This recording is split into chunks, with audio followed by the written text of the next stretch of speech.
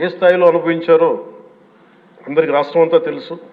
కానీ చాలా పెద్ద మనసుతోటి ఆయన వస్తే చాలా మనసు విప్పి నవ్వుతూ మాట్లాడడం చాలా ఆనందం కలిగించింది. మీ నుంచి మేము నేర్చుకోవాలి. ఎంత అంటే దాడి చేసిన హాని చేసిన మీ పెద్ద మనసుకి సభాముఖం మీ అందరికీ మీకు ప్రత్యేకించి మీకు ధన్యవాదాలు చెప్తాను. మీ అందరి నుంచి మీ నుంచి స్ఫూర్తి తీసుకుంటాం. మీ నుంచి అంటే తిట్లు తిన్నా కానీ దెబ్బ తిన్నా కానీ ఎంత సౌహృదయతో ఉండాలనేది మీరు చూపించారు.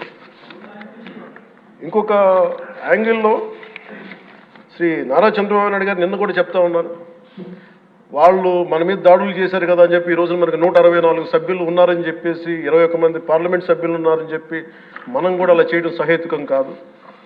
చాలా మనం యాజ్ పర్ సిస్టమే వెళ్ళాలి. నిన్న కూడా చాలామంది సభ్యులు మా మీద దాడులు జరుగుతూ ఉన్నాయి, మా మీద బెదిరిస్తున్నారు, ఈ రోజుకి ఓడిపోయి కూడా ఇంకా మన